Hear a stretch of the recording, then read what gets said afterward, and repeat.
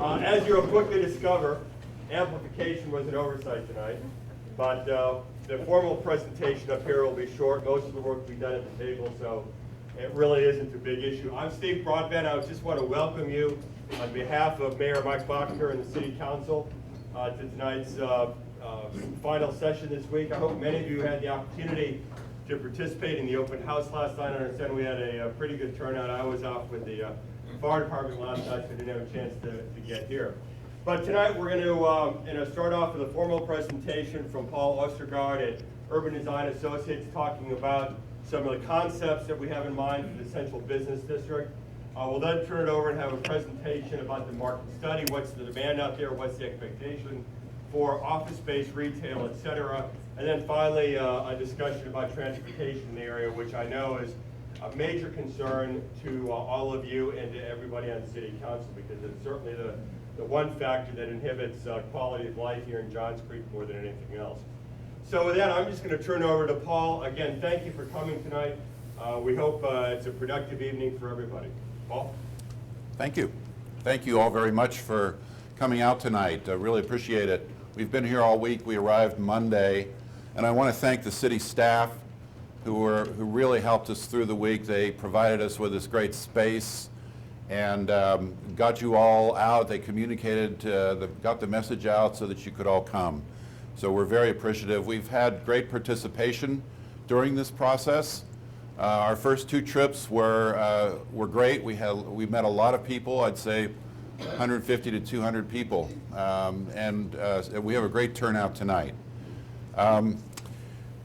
We also have a great team, and I'd like to have my design team and design consultants to all stand up, please, because they've worked very hard this week.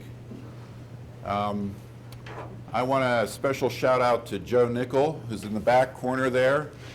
Joe's been with us for many years, and this is his last planning charrette with UDA. He's moved on with his family to the Cincinnati area. So we wish Joe the very best, and it's kind of sad that Joe's going to be leaving us. But he's been a great person for UDA and a great contributor to this process. Our team consists of 4 firms: Urban Design Associates, Wakefield Beasley Associates, Alta Transportation, and Retail Development Strategies. We are in a 3-step process, and this week has been step number 2, where we're testing out design ideas. Prior to that, we went through a 2-month process of trying to learn as much as we could about the study area. If you go around the corner here, there are some more seats on the other side and tables available. So I'd like to take you first through a summary of our analysis work that we did over that 2-month period, and it's really in 3 parts: the urban form, the market opportunities for this area, and transportation considerations. And then we'll show you some of our initial design concepts. All of the design drawings in our second stage were produced this week in this room. And they were produced with your participation. We had several focus group meetings during the course of the week. We had an open house yesterday, and your feedback and the information we learned from you was translated directly into our drawings. We hope that we've captured many of your ideas with these design alternatives. This is our study area. It's outlined in red, defined by the city. It mostly consists of commercial property with some industrial property, some institutional property, and a few residential properties, but most of it is commercially and industrially zoned. It's in a great location in the region at the crossroads of 3 major arterials: Medlock Bridge Road, 141, McGinnis Ferry Road, and Abbott's Bridge Road. So they all converge in this particular part of the Atlanta region. I think that's probably one of the reasons why there's a technology park here, and has been for a long time. It's because of the crossroads, because of the road infrastructure, and downtowns are often at Crossroads. If you look at the region, you know that there are downtowns and mixed-use centers around Johns Creek, but Johns Creek really doesn't have one itself. So this plan shows you some of those mixed-use centers and a 3-mile radius line that goes around them. And so some of these centers are 3 miles away from your borders. A couple of them are within the 3-mile radius, but just a few. With the idea of turning the tech park into a downtown district, you will capture in your 3-mile radius about half of the Johns Creek landmass. You'll also capture a lot of the population in Forsyth County. And if you expand that to a 5-mile perimeter, roughly 2/3 of Johns Creek will be within that 5-mile radius. There are office centers in the region. I think the largest office centers now are really along the major interstates, but this is a significant office center here at your technology park. You have several retail shopping centers in the area, most of them in the sort of strip center format along major roads. If you zoom in on our study area, what we did was, and this is a labor of love, we created a base map, and this is the most accurate information that we've been able to assemble, capturing the latest developments. This, for instance, is actually a subdivision plan. It doesn't show the individual buildings because this is just now emerging out of the ground. And you're changing so rapidly that it's been a challenge to keep up.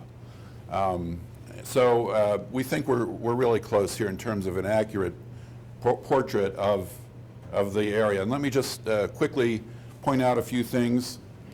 These are the building uses, and so each building is color-coded, and these are the principal land uses, and each land use is color-coded as well.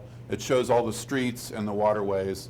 So this served as the basis, or the base of information for us as we began to explore design ideas this week.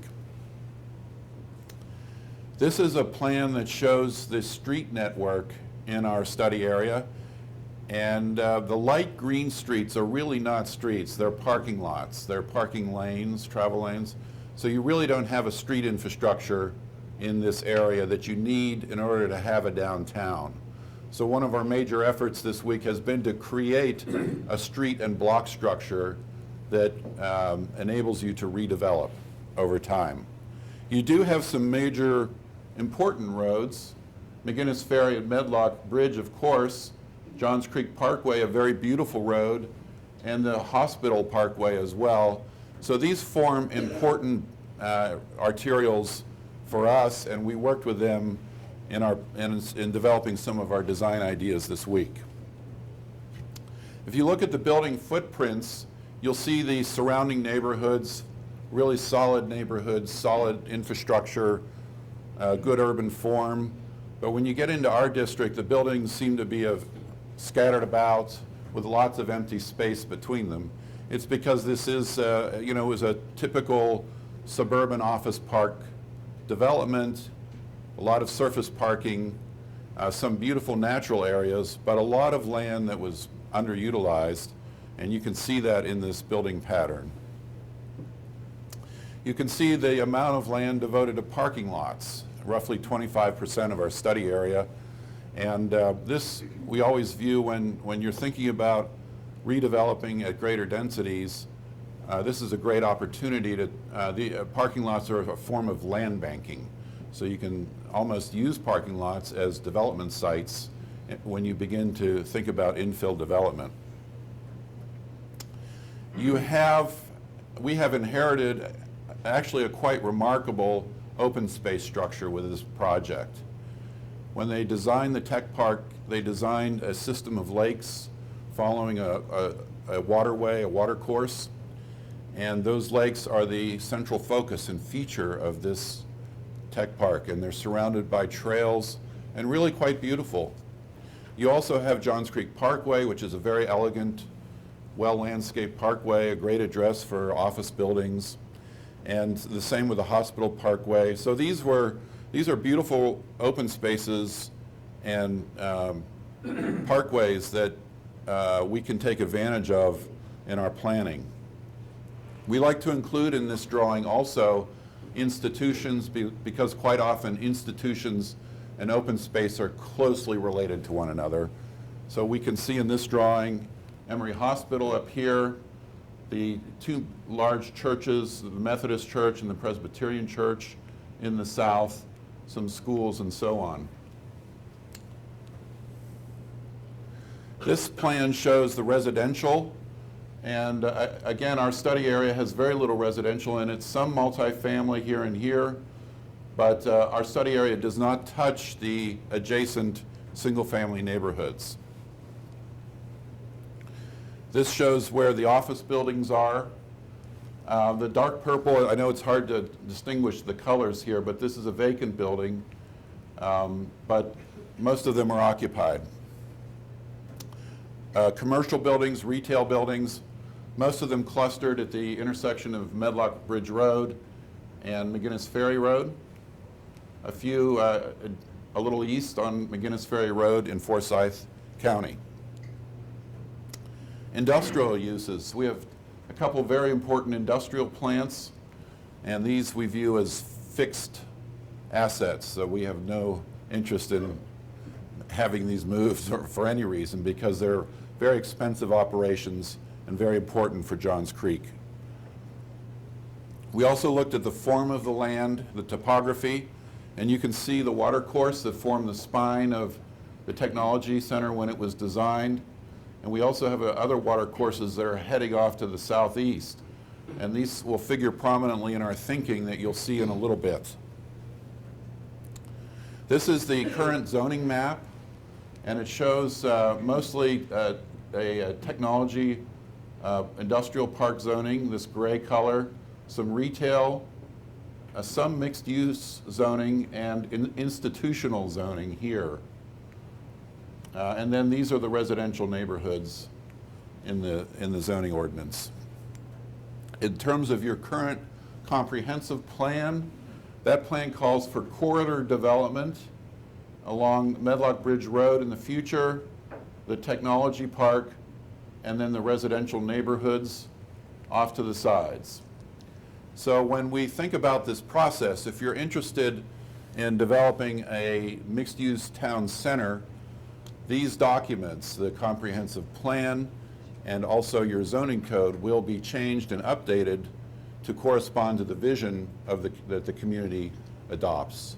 So this is current legislation, but the whole idea behind this vision planning process is to first develop consensus in the community around a future that might be different, and then to bring your legislative documents up to speed. So we had great public input over the 2-month first phase period. We were here twice. We met, we had a great public meeting in the second trip. We met with a lot of the community who came to talk to us in focus group sessions and interviews and so on. And we're going to present a summary of what we learned from the community. This is what you told us. First, we asked you to put green dots on the best places in the study area, and this is a compilation of all of the meetings that we did the dot exercise in.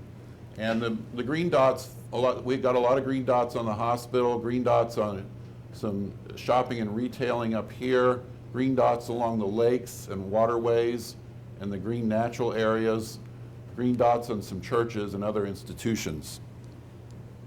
We asked you what the strengths of the district were, and these were the most frequently mentioned strengths.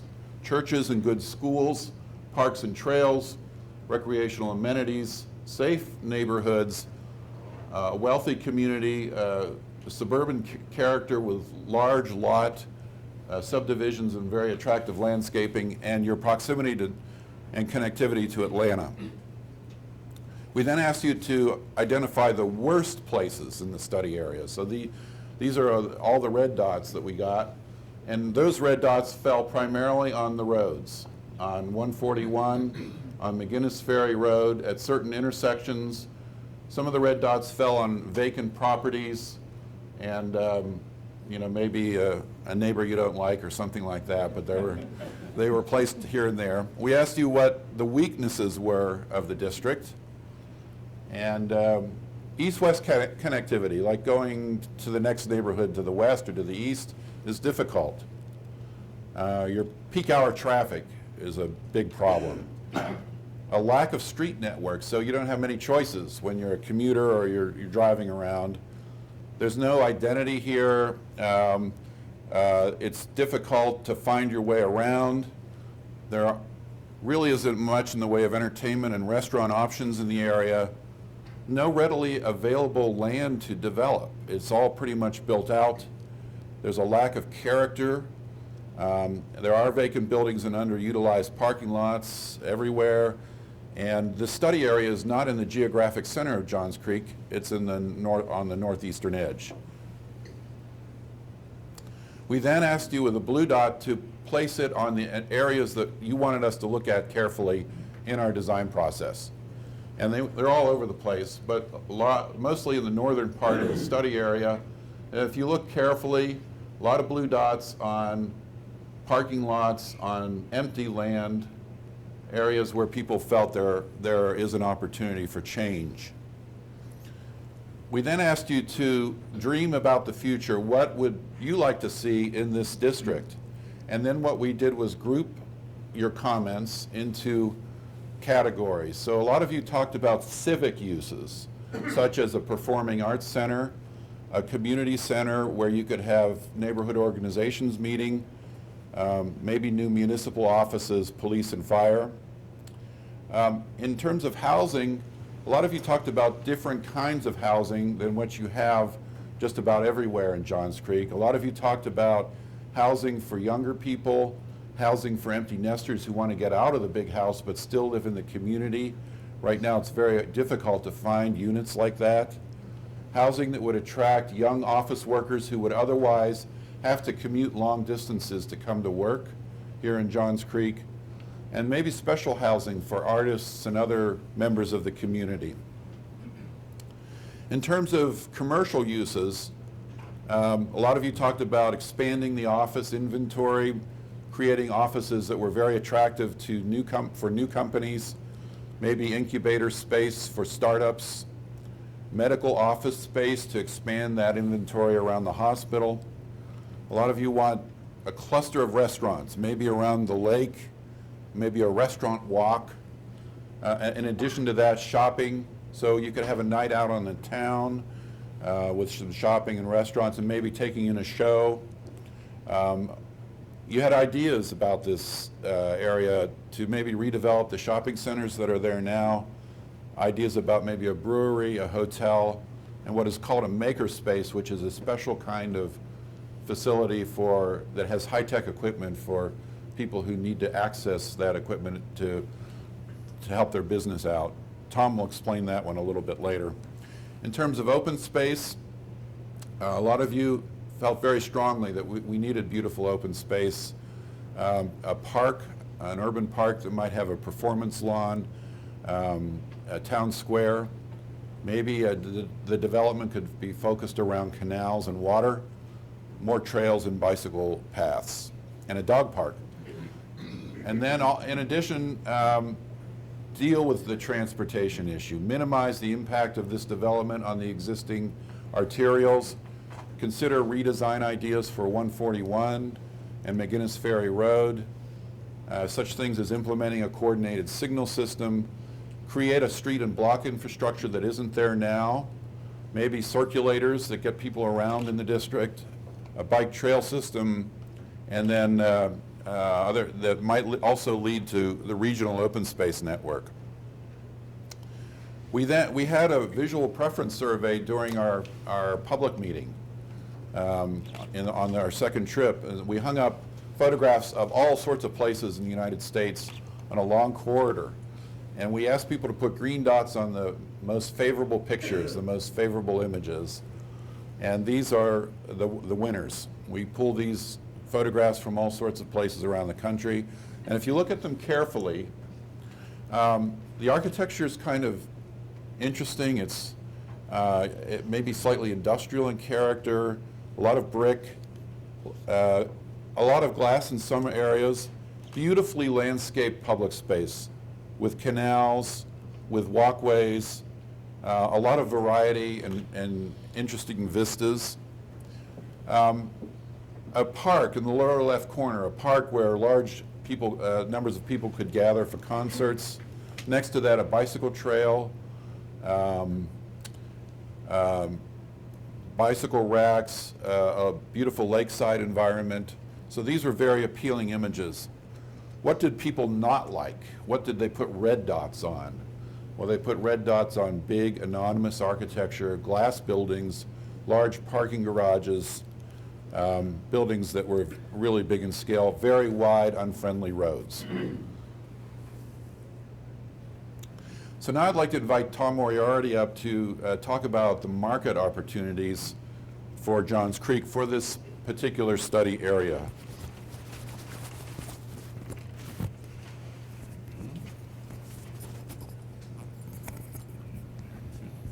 Okay. Thank you, Paul. Can you hear me all right? Okay.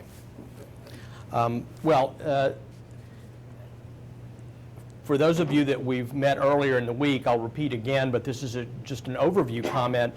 I've worked in real estate economics for more than 30 years, and Johns Creek is an extraordinarily different community in many ways because your market is so strong. I would say that the potential market, the things that you have here, from my point of view, don't really meet the market opportunity. So that's part of what we were trying to do. We were asked to consider a number of things to lead to a recommended development program for early years and then beyond that much longer term. With a specific goal on the part of the city that you're all familiar with the need to increase the tax base. This is a wonderful residential community, but the taxables here, the taxable rateable stuff needs to be expanded for the long term, for obligations that the city has and to be able to invest in future growth to allow Johns Creek to get even better. We looked at 4 commercial uses with that in mind, 1 residential, the second office buildings, and these were speculative multi-tenant office buildings, and we're going to talk about that in greater detail. Is there a possibility in the market for a hotel or another kind of lodging facility? And finally, retail and food service, and also consumer services, banks, hair salons, kind of service businesses that complement specialty retail and places to eat and go for entertainment. We wanted to mix all that together when we determined the market support to provide a market-based development program that would meet your needs, that's logical, that's not overreaching, that complements what you've already got, or that performs at a higher level. So we wanted to take a realistic and conservative approach to these kinds of market opportunities to define that early stage development program for the rest of the team to use and know what to draw for the early stage. Paul had talked about that 3-mile ring that we illustrated around the mixed-use centers, the traditional downtowns, new developments like Avalon.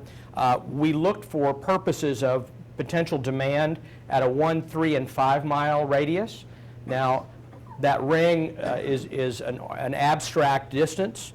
Behaviors don't respect jurisdictions, people's expectations. We have a place called Johns Creek in Forsyth County right across the road. A lot of people may not know that's a different county. So the behavior and the potential to look at market and the competitive supply that was further down here and all around you, but not so much in Johns Creek, in the northeast part of Johns Creek, and up into Forsyth County, are market opportunities that we wanted to weigh. This is just from a demographic standpoint, the North Fulton region is the engine for the greater Atlanta area. In Johns Creek, you had about 80,000 people and about 28,000 households in 2014, with the average population per house of 2.9. That's about 8% of Fulton County's population. But again, we're right on the edge of another jurisdiction. You've been increasing by about 1,000 people a year for the last 4 years, 5 years.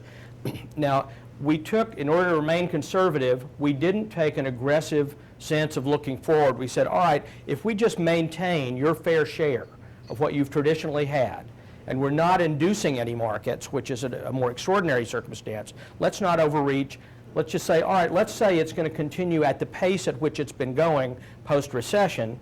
That's going to lead us to even more people over the next 15 years with that fair share, assuming you've got the capacity, 20,000 plus new residents, 1,500 people a year.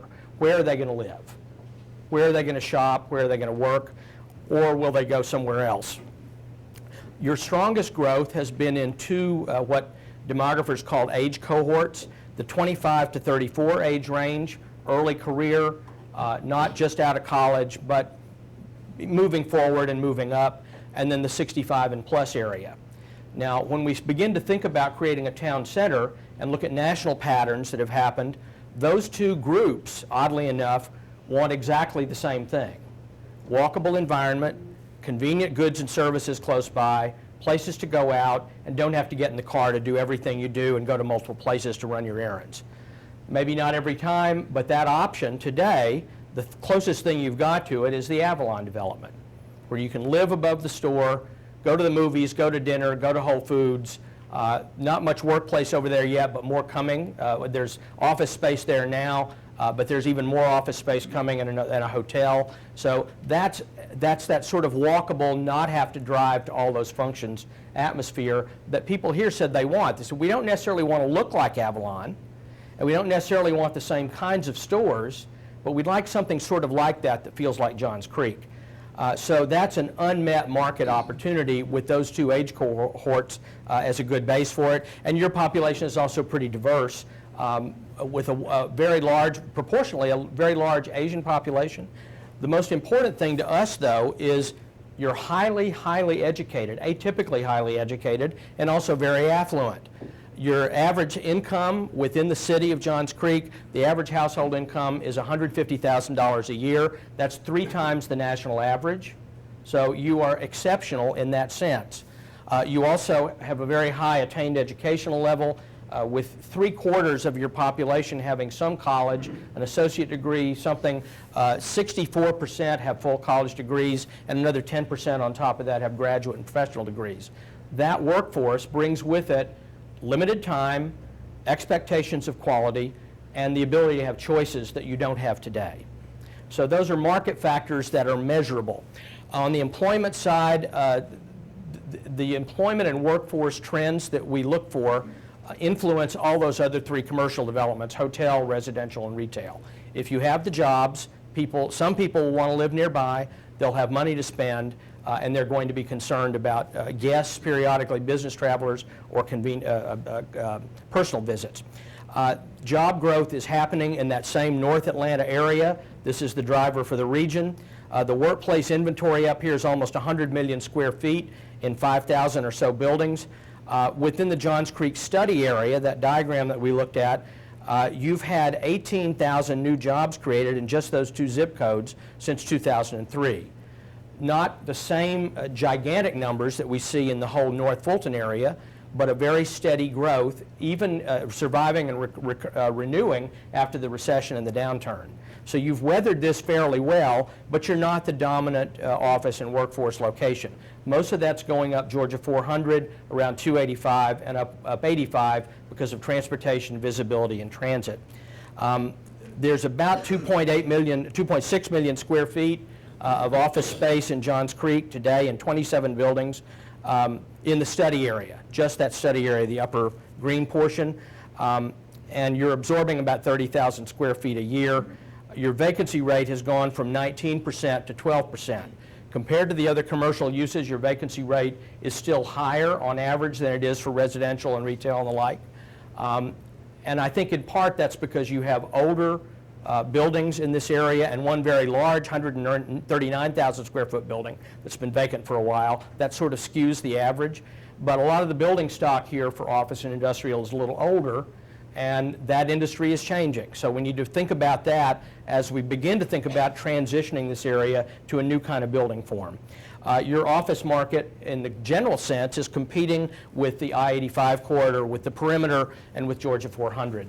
Not that I want to beat the drum for Avalon too much, but one of the things they advertise that is a reality in business recruitment is they have capacity, broadband capacity, Georgia's first gigabit community. For companies that are technology oriented, that extra capacity is a really important thing to have in place, and we don't have that yet in Johns Creek if that becomes an important goal for you. On the residential side, again, that constant growth that we saw, your owner occupancy here is unusual. It's almost 3/4 of all the housing stock in Johns Creek is owner occupants. That tracks with a low vacancy rate because this is a very desirable area. You've got great schools in North Fulton and in Johns Creek and in other areas around you now. You've got a great quality of life, and it has been a destination for people who have that high education, high income level. That's meant that the owner-occupied vacancy rate is quite low at 2.7%, and it's a very stabilized occupancy level. Because you were unincorporated for so long and didn't have a clear directive plan, it sort of grew in a suburban pattern, and 86% of your housing stock is detached, or some townhouse product that are owner-occupied. So you're heavily skewed towards single-family detached residential, and that's what's led to so many of the attractive neighborhoods that you have. On the multifamily side, that's been a more recent occurrence. We profiled 10 properties with about 2,200 units. Most of it's Class A, newer stuff. This has more recently been built, and your vacancy rates there have cut in half as well. A little higher than owner-occupied, but that 4.3% is a good number if you think about where do you want to see a demand for more housing to come in. On the hotel side, Fulton County has about 40,000 rooms, Forsyth many fewer. Within that study area that we talked about, and here I'm reaching over into Forsyth with the Holiday Inn, the Hilton Garden Inn, and the Hyatt Place here. We have 324 rooms in those 3 properties. They're all what's called limited or select service. And this is getting a little bit blurry in the hotel industry, but they're not what would be called a full-service hotel with a restaurant, with spa, with meeting rooms for business bookings and the like. So that kind of hotel, you have to go over to the DoubleTree over in 400 or to the Marriott in Wynwood or further south. So you don't have that full-service hotel product here in the Johns Creek study area or Johns Creek. Those are all, and we carefully selected the hotels we look at for comparison to make sure they were drivable, but they're not right in your backyard. The 3 things to look for with hotels are what they call the ADR, average daily rates. So when those ADRs are increasing, that means there's demand. Hoteliers can charge a little more for the room because people want the room or need the room there. The other thing is average annual occupancy. And that is a measure that the financial communities look at to say, would we see it as a risky prospect to put a hotel in this market? And what they generally look for, as a rule of thumb, is stabilized annual occupancy rate, or numbers of rooms used in room nights per year, of 65 to 72%. So when you look at your record, your stabilized occupancies grew from 56% to 73%, and over the past 6 years have averaged 66%. So you're right on that edge of saying, yeah, this might be a time to start looking forward to another hotel product in Johns Creek. You've had that solid growth, and you have a fairly low percentage of the total rooms within that 5-ish mile ring getting over toward Georgia 400 and mainly to the south. 1,700 rooms. So you're a very small percentage of what's in place, and it's all of one type. On the retail side, this is where we see one of your biggest opportunities. There's a lot of retail in Atlanta. Atlanta's a shopping and dining city, but in Johns Creek in particular, it's pretty widely dispersed. There's about 1.2 million square feet of retail in all categories. That includes grocery stores, dry cleaners, hair salons, specialty stores, restaurants, dining, and all that. But it's spread around in all those properties that you saw on the map that Paul put up here. Within the study area, about half of that, not quite, 544,000 square feet and 20 properties. You've had about most of that delivered since 2005. So you have some older product and some more recent product, but it's all kind of the same small grocery anchored or limited anchor strip mall context spread around. So there's no sort of central place where you get any retail critical mass. You also have some very, very good retailers and restaurant operators in Johns Creek, but they're again dispersed. We don't have that cluster effect that gets people to come back. It creates the sense of a dining district or a shopping district. So one of our goals was to say, can we reach that here? If you think about spending and what people have to spend, and this relates to that average, that high household income level, the city of Johns Creek has a little over $1 billion a year in spending power across all retail categories. $38,000 per household on average.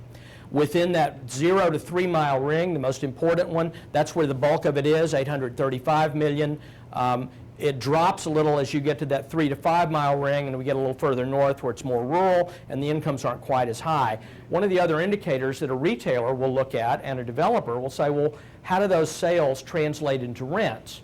Generally, rents for retail across all categories, excepting grocery, range from about 8 to 12% of annual sales. So if you look at this number and say, all right, if we divide the sales that you're getting by the amount of square feet you have, you're doing almost $800 a square foot in sales productivity for retail. In this sort of strip concept that's prevalent here, that's sort of Lenox Square levels of sales productivity. That's a very, very high sales productivity. When you look at the rents that you're getting for retail stores in Johns Creek and in the study area, those tend to be in the $15, $17, $18 square foot range. So you're way below 10% of this.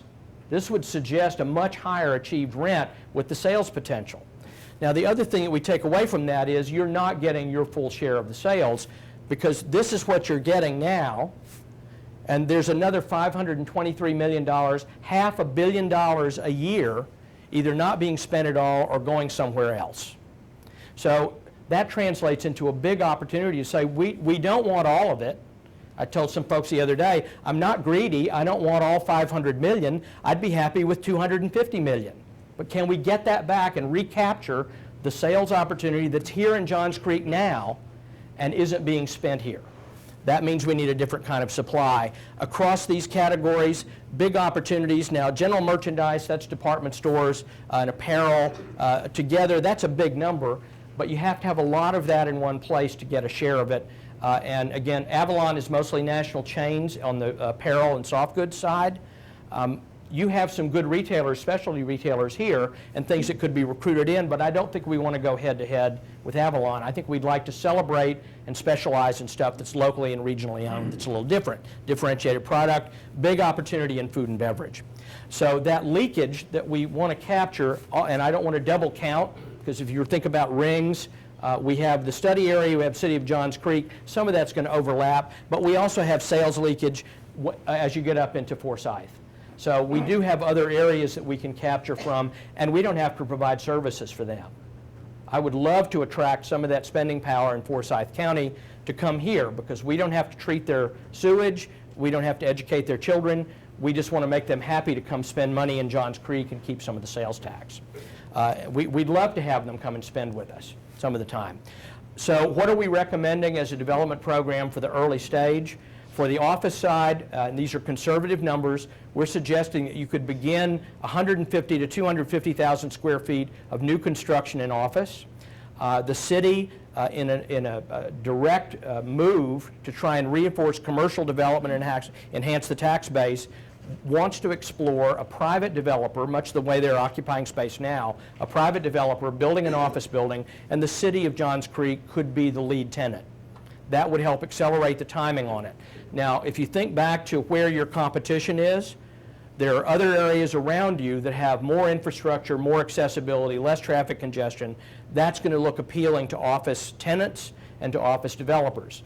We don't see Johns Creek, and I don't think you want this, becoming a midtown type gigantic office concentration. That's not the quality of life that's here. But you could get some office, and in the early years, with the city as a lead tenant and potentially other opportunities, 1 or 2 office buildings in a town center as that component. On the hotel side, we think it's worth exploring one full-service product. One of the companies in Johns Creek is sending 1,000 hotel room nights a month down to Norcross because the product isn't here with meeting space. Now, the hotels here, your limited product hotels, select service, don't have meeting rooms, and you don't have many tenants on the weekend in those hotel rooms. But if you're having a wedding, or you're having a family reunion, or you're having some other kind of gathering on the weekend, you don't have the venue that has a restaurant or a ballroom or a place to gather and have the services you want. That only comes with a full-service hotel. Hotels are a little tricky. You're going to get a high-quality hotel over at Avalon that's going to have all of that stuff in it that I believe is under construction now, right, Jeremy? So you're going to have that 5 miles away, but we still think, given the timing of this, and we're looking here at a 5 to 10 year development program, that that's worth exploring. That should include 5 to 10,000 square feet of meeting space, because that's what the business community wants that's sending those room nights away. And we don't even, that's just one company. We don't know how that compares to other companies that are in Johns Creek now, but we suspect there are others. On the residential side, we started conservatively, mainly because we're projecting, as Paul said, a different kind of housing than you've had. This is not single-family detached, but as we've talked about this idea of a walkable environment with stacked flat units, where somebody could say, I don't want the big house anymore, but I don't want to move into 1,000 square foot efficiency. I want 2 or 3 bedrooms and a study. One lady that we talked to said, I'd love to move into an apartment where I can walk to the grocery store and not have to drive, but I need some place for my husband to go during the day because he's retired. Don't make it too small. So there is a desire for that, to have that option for a different kind of housing product that's not in Johns Creek today. And at the other end of the spectrum, we need some smaller units, a little more affordable for the young, early career people, the highly educated tech and professional folks who are working in Johns Creek but can't afford to buy a house. So we've got to match both those ends of the spectrum. So we're saying, well, let's start a little on the smaller side with 150 to 200 units with stacked flats, some units over retail along with office space over retail, much the way Avalon has done it functionally, some townhouses, but different than what you have now, and all in one coherent place. On the retail side, we're saying 175 to 250,000 square feet. On the retail programming, in the retail programming industry, generally 125,000 square feet is the point, the threshold at which you have enough critical mass that people say there's more here than I can patronize. It's more than just a convenience center. There are things I can do here, and we're trying to kick that up to recapture some of that spending power that you're losing now. We heard a lot about culture and art.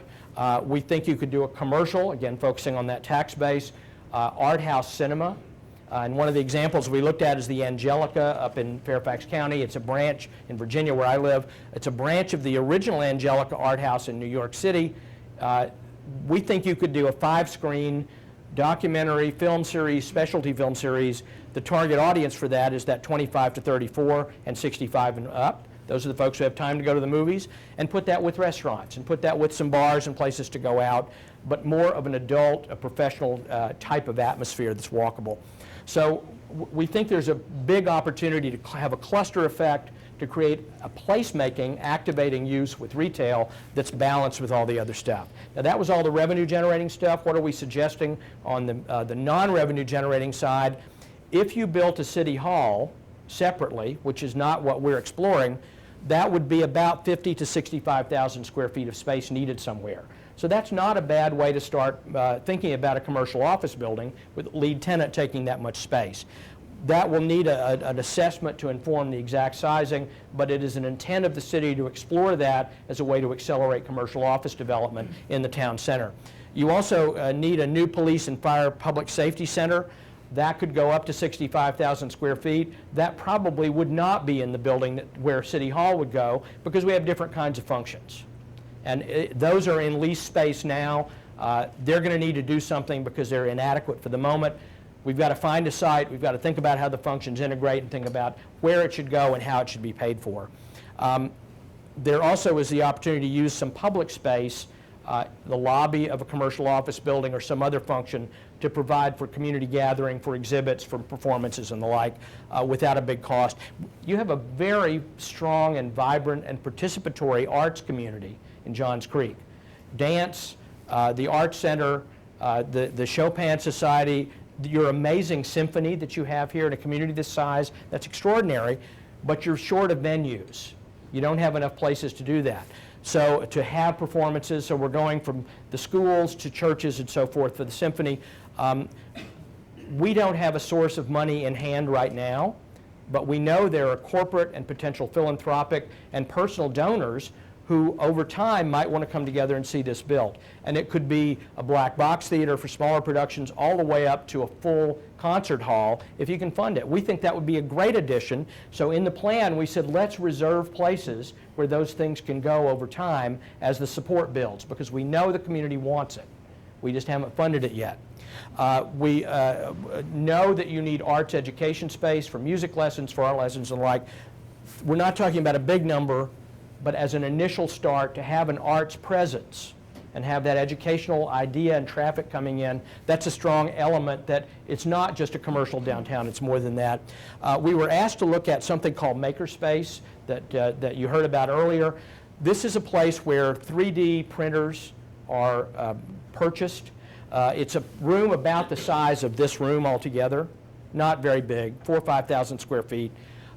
There are specialized machine tools and the like where entrepreneurs and inventors and people with an idea, it's not an incubator space per se, it's a place where people go make things. So at Makerspace in San Diego, there are a lot of these in California, in San Diego, one guy went in and said, I'm going to use the 3D printer to build a prototype for furniture that I want to have made. He attracted investment capital. He set up a manufacturing facility through an incubator space elsewhere, and now they got a new business out of it. That's one guy. So they have people coming in all the time saying, I have an idea, I want to see how it'll test out, I want to see how it works. Now, these are nonprofits. They're not revenue generators, so you could have one here. Makerspace, the original iteration, didn't make it. Some other folks came in and said, this is too good an idea. They got more money together as a nonprofit, and they now call it Fab Lab. They're going into a 4,300 square foot space, about this size. So we're not talking about a huge area, but an interesting and symbolic thing about a gesture toward innovation that Johns Creek could make. So, final element, Performing Arts Center to be determined.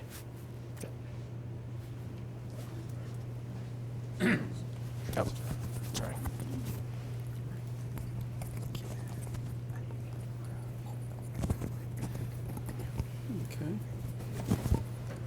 Thanks, Tom.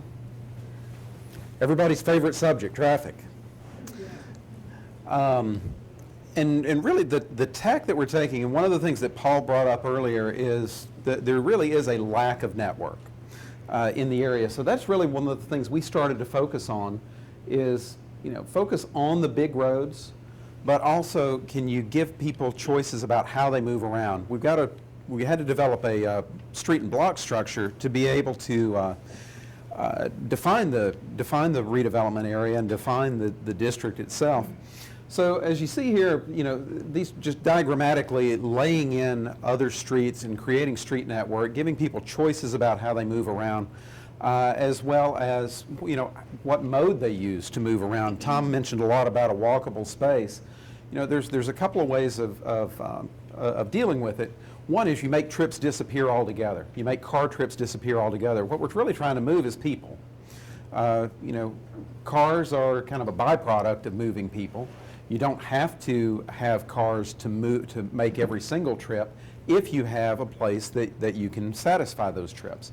That's what we're looking at here is, are there ways that we can target the demographic that Tom was talking about and get people to substitute walking, biking, use of some kind of a transit circulator to make some of those daily trips, but then also addressing the car trips as well, giving people choices about how they move around, as well as taking care of some of the issues that you already have. Just to show you the power of network. Today, if you look at the road network that supports Johns Creek, in the north-south direction, you can carry about a little under 100,000 vehicles on 12 lanes of traffic, 4 lanes on Medlock Bridge, 4 lanes on each of the loop roads as well. Similar kind of calculation down there as well. If you lay in a network, suddenly that volume, you know, you're more than doubling the amount of traffic you can carry on that southern piece. And again, it doesn't focus on just these additional roads, but also enhancements to some of the other larger roads that are planned and already underway. Similar in the east-west direction, you know, carrying traffic in the east-west direction. This is what you have today. You know, with laying in this network, again, the power of network, really being able to amp up the amount of carrying capacity that you have in the east-west direction. You know, in the east-west, you're talking about almost a 50% increase in the amount of traffic you can carry. In the north-south, it's really almost a doubling of the amount of traffic that you can carry. What does that actually start to look like as we translate that into actual recommendations? You know, one of the things that we looked at on Medlock Bridge, and I call it Medlock Bridge rather than Highway 141. If we're trying to create a downtown, we don't want a highway running through it. We want a street or a road, so referring to it as Medlock Bridge Road. But what you have today, you have 2 12-foot travel lanes and then this 9-foot shoulder that, you know, somebody might want to bike in. There's a sign there saying that you can bike in it. We've been optimistic in actually showing a cyclist. We haven't actually seen one in the wild, but you know, we've been assured that maybe they come out on weekends.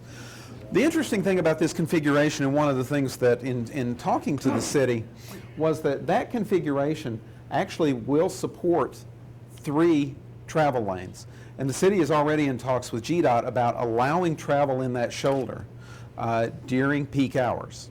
So those talks are already underway. You know, one of the things that we would actually look at is, can you go ahead and formalize that as that 3rd lane in each direction, alleviate some of the regional traffic issues that we have with commuters, but then starting to support it with that network. And this shows one concept of how you would deal with frontage on Medlock Bridge. You actually create a block in here, and some of Paul's diagrams will show this a little more clearly. But you have the road out here. Today, absolutely no changes. No changes from edge of pavement to edge of pavement, but a reallocation to add that additional lane. And then supporting that with network internal. The internal streets could be much more calm, have building frontage on both sides, these larger sidewalks. You can move that bike lane off into the median. And then over time, you want to convert that inside section to make it more of a city street feel. Really create a place. No longer a 55-mile-an-hour highway, but maybe a 40, 45-mile-an-hour street through a place, through a downtown, if you will. You know, adding curb and gutter in allows you to have trees on the outside. Really does, can really improve the look and feel of that. And then if you take that a step further, you know, it's 2015, I haven't seen my hoverboard, but you know, it should be here. But really, some of the things that we're seeing is that people are really, you know, there are changes in the way people are moving. So over time, if you build this outside lane, at some point, could you convert that to a bus rapid transit or some kind of premium transit? You already have the Greta Express that's running to Doraville MARTA. Could this be more of a premium transit corridor if over time you did see a shift toward a demand like that? And this is what it actually looks like as you do that. You can see it does look much more like a city street than a highway. You see the bus lane or the high occupancy vehicle lane out here in the future, and fully frontable properties. Very much a transformation from what you see today. Another way of dealing with that would be actually creating this, what we call an access lane. Don't really call them frontage roads because that's more of a highway vernacular, but again, really creating this frontage and in a very similar manner, looking at the 3 lanes in each direction, ability to, again, transform to a transit lane, but creating this slow lane and then moving the bike facility out into the separator. So this one actually allows you to create frontage along the access lane. And the way that that actually starts to look is you've got this slower lane, this more calm lane. You could have outdoor dining, a beautiful promenade, and still moving the traffic along Medlock Bridge in the way that we need to. If you transfer that to the east-west, to McGinnis Ferry, transferring that concept, this would be actually to the north. Along the Johns Creek frontage, you could do the same kind of thing. Actually cut in an access lane, create frontage while preserving the through carrying capacity of the major east-west road. Paul's diagrams that he's going to show in a little bit will start to reflect this more intrinsic network that sets up streets and blocks internal. But again, some of the ways that we would actually be able to cross some of these big roads. You have a very successful underpass right now. Could there be more of those to move pedestrians across the big roads? Or even augmenting the way that we cross at grade at the signals. This is an example of what's called a hawk signal, which is a pedestrian activated crossing signal. These are starting to get some use on bigger facilities such as this. So if we look at that internal network, you know, they are very different kinds of roads that have on-street parking. In more commercial districts, you might have the wider sidewalks with tree plantings, being able to do outdoor dining space as well, allowing bike travel right in the travel lanes. You know, 20-mile-an-hour roads along there. A lot of like you might see in the Main Street in Decatur. Also, those could be, you could, instead of the hardscape, you could have a frontage where you may have more of a green space and a planting strip. But again, the smaller network of multiple two-lane roads to be able to facilitate moving traffic. Other ways, again, thinking about moving people, other ways that we could do this. You know, I mentioned the Greta Route 408, the Greta Express. Can we interface a localized transit circulator for the district, be able to interface that with that service that's already here, move it through this series of internal street network, streets and blocks, and serve what is actually being proposed. What I'm showing here is about a 2-mile long loop. Translating that, it would run that loop every 15 minutes. That's actually really good circulator service that you could do with one bus. So again, just some ideas. This is actually the electric shuttle in Chattanooga. You know, we think that it would be important that whatever service is run on this, it has a different feel than a city bus. You know, it's smaller, maybe a hybrid, more of a green technology, or even electric. You know, again, really looking at how do we move people around the district rather than just cars. And then one of the other things that we heard very loud and clear from the start was, you know, importance of connecting to this regional trail system and the regional open space. And again, like Paul had mentioned, you have this great series of waterways. We did hear very loud and clear last trip and this trip, we want to be able to get to the Chattahoochee. How can we get to the river? You know, what we're showing here are some opportunities. You know, if we talk about this pathway along Medlock Bridge, we can connect down into some of the existing trail or greenway system. You know, possibly a trail around Johns Creek. You see the study area here in gray, and maybe making some connections along Cauley Creek, down to Rogers Bridge Road, down and across the river to the system along Peachtree Industrial, and maybe creating this kind of loop focused around the waterways, really trying to look at ways to make those connections. So again, really focusing on a combination of things. There's no one silver bullet when it comes to accommodating traffic, but we think through a multiple pronged approach focusing on all modes. Not only can we accommodate any additional development within the district, but also solve some of the problems that you experience today.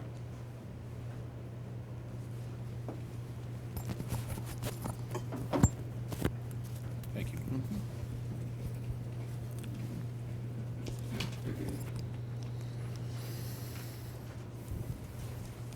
Okay, so the city, working with our team, jointly created a series of design objectives that we're using as criteria for our work.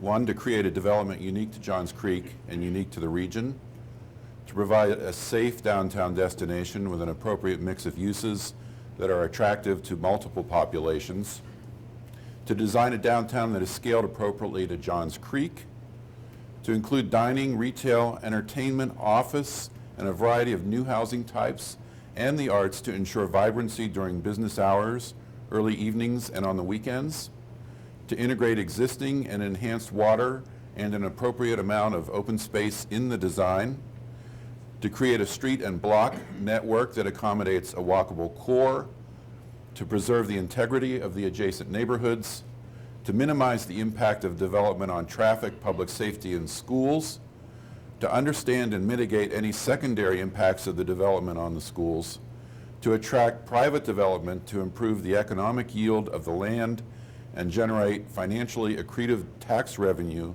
for both development needs and citywide improvements. So these objectives, which are draft in form, have served as a criteria that we will use to evaluate some of our design ideas.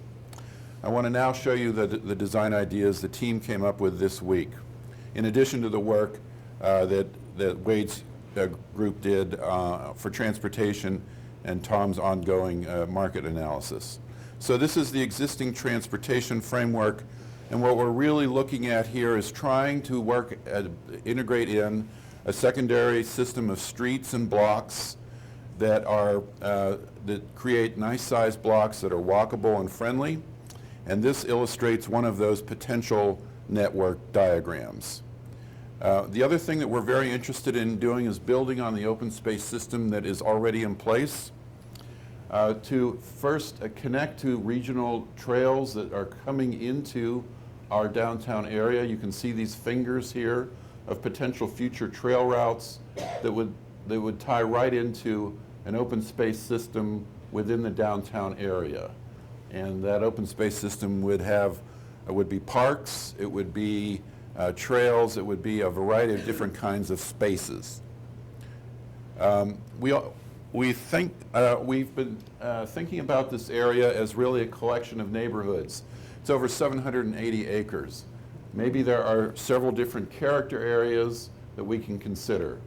So I'm going to take you through each one. We had team members trying out different ideas. The Canal District is what we think might likely be an early phase area. The Lakeside, just to the south. We think the East End neighborhood may actually be a fairly early phase area as well. Perhaps further down the road, the State Farm property, and then and also the property to the west of 141. So we will look at the Canal District, what we're calling the Canal District first. Why are we calling it that? We want to take advantage of this existing water course and this existing green spine. We already see the beginnings of a road network through here, Johns Creek, this road crossing here, and McGinnis Ferry Road as well. And so what this illustration shows is the idea of beginning to build a street framework, creating a series of development blocks, and these development blocks would have a mix of uses in them. In this particular case, we're looking at residential development around with courtyards, and maybe a canal street that connects to the underpass that goes to the other side of 141. The focus of this district will be on that water course, which we would formalize into a series of pools or perhaps a canal that might have weirs in it. And we would think of this as a way to improve the water quality over what it is right now in that area. This would be as part of the stormwater management system for the development. So we can use this water and its flow actually to to filter the water and to improve it. But it can also become a focus for the creation of a retail, shopping, and entertainment district. And it would be a very walkable district with canal side walks.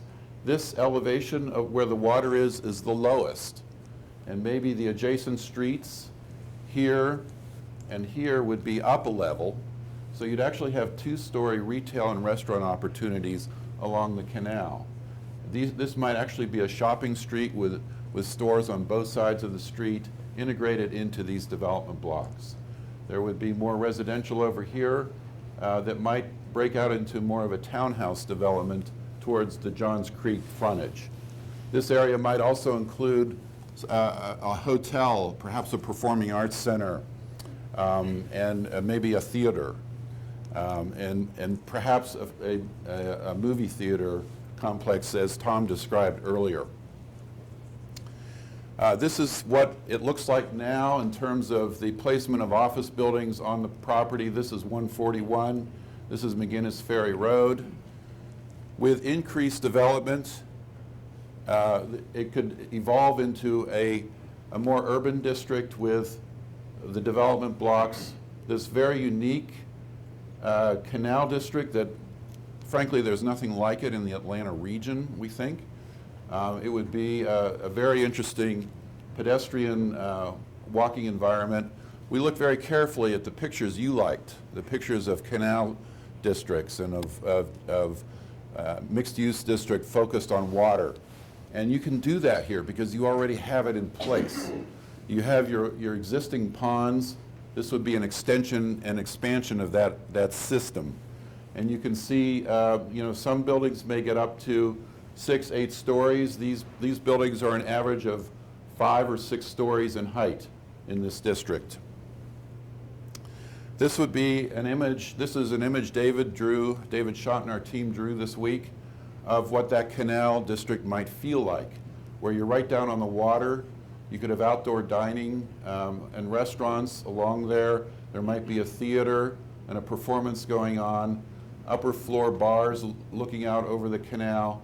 The primary shopping streets would be one level up. On the adjacent streets, there would be numerous canal crossings. It would be a pedestrian-only environment down in and along the canal. So it could be a very interesting space all around the clock, and in the evening in particular when it would be dining and entertainment hours. This would be the front door of the district now, where you would come along 141 and you could turn into the district along at certain intersections and several streets to go into the heart of the district. This is another idea that another one of our designers created for this district, a similar concept of a canal here, and then expanding the pedestrian space a little bit more so that there's more of a pedestrian-only environment in here at multiple levels. Again, the residential uses, using an existing street right-of-way and sticking with that, putting retail and perhaps a hotel here on a prominent corner, and an entertainment venue as well. A very similar concept. This is one that Joe developed. Joe was looking at different building heights as well. We might be able to think about, in this location, bringing in perhaps a tall residential tower where you might have apartments with views of downtown Atlanta. But most of the district is at roughly the same height, this 5 or 6 story height. But Joe was experimenting. What's an appropriate height for buildings? Might this be an important landmark image for your downtown so that people know where your downtown is? He's also looking at placements of perhaps a new city hall as well in this idea. And also the canal that Joe drew is right in here, very similar to the other one. Now let's move down to what we call Lakeside. We were just looking up here. Now we're down around the existing lake, and there's some office buildings gathered around that lake right now. And so this is an area where we could begin to introduce other uses, such as residential, that might be able to capture the views of the water, the lake. We're also thinking of perhaps a civic building at this location, perhaps the new office building that might have City Hall in it. We were looking, this is the existing health club and swimming pool complex, beginning to introduce more residential into this to make it more of a mixed use focus. And then here we're showing an outdoor amphitheater as a part of a park. This would essentially be a city park right here with lots of open space and trails. And this is what this space might look like from the air, looking back towards the Canal District right here. This is a fairly large building at this particular location, and then some residential buildings looking out over the lake. This is another approach to that same district that Jeremy drew, a different configuration where we're looking at some existing office buildings and playing around with residential blocks that have all their parking contained within those blocks, introducing an interesting arrangement of streets and so on, trying out a bunch of different ideas for how to increase the usefulness of this land. But again, the same idea of creating a city park right here as a focal point for your downtown. And this is an aerial view showing that idea of a park with some of the existing office buildings in place.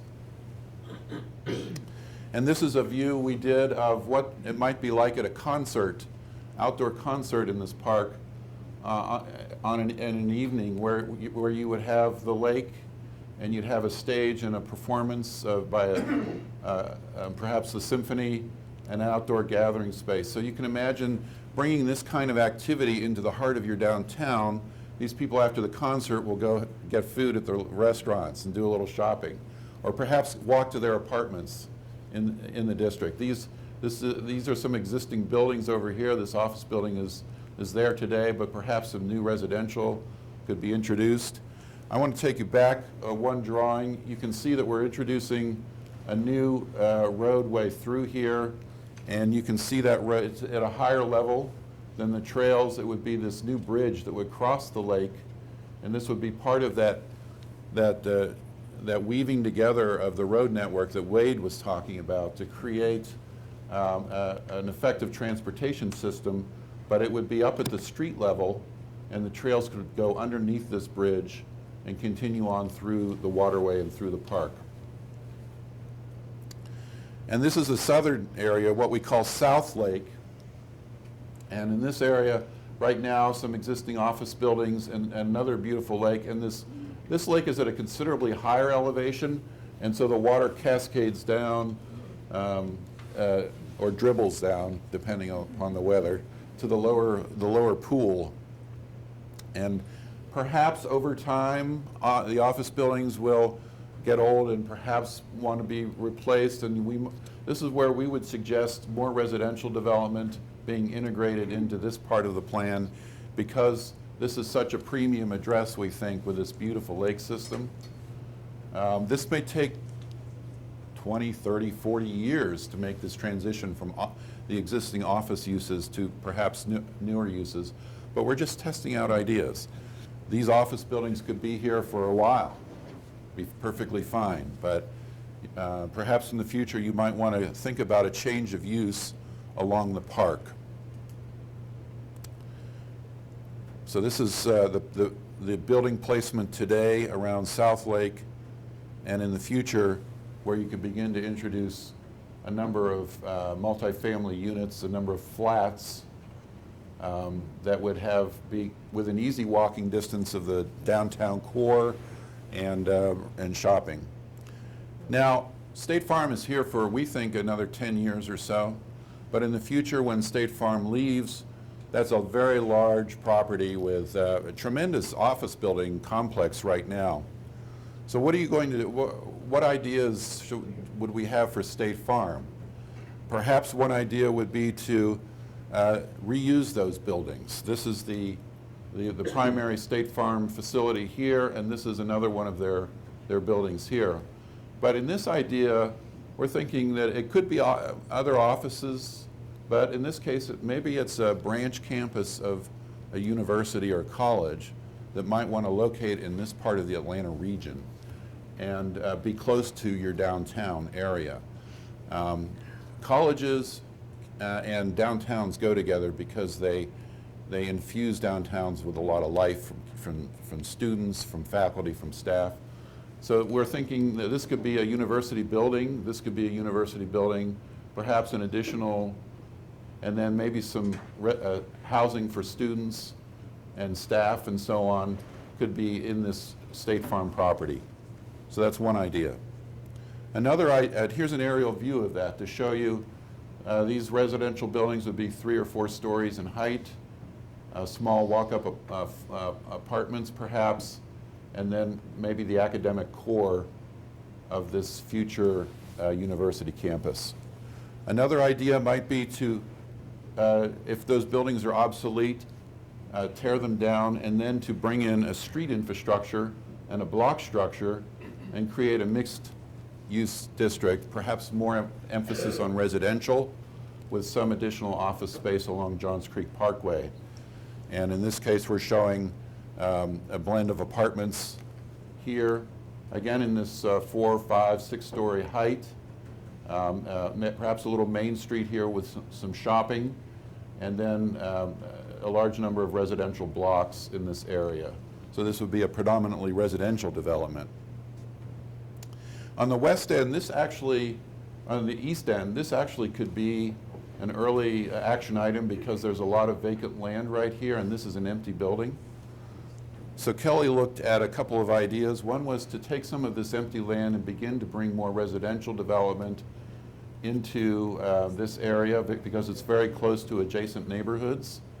And it could be apartments. Perhaps if you can't find a user for this building, take it down and put up more residential development, maybe create a little neighborhood of townhouses and apartments with a town green here and then surface parking, a lower density, more compatible perhaps with the single-family neighborhoods nearby. This might be the townhomes grouped around a little residential square and then apartment buildings along the major roadways. You might have some convenience retail in there. Now on the west side of 141, we have a fairly recent retail center that's doing quite well, has a lot of good shops in it. We have the hospital, but we do also have a lot of vacant land up on the hillside here. This is the hospital parkway here, and this is, of course, 141. So here, perhaps we could start with some of the vacant land, and if you can't get the second office building where the City Hall building is right now, maybe think of another use. So we wanted to try out residential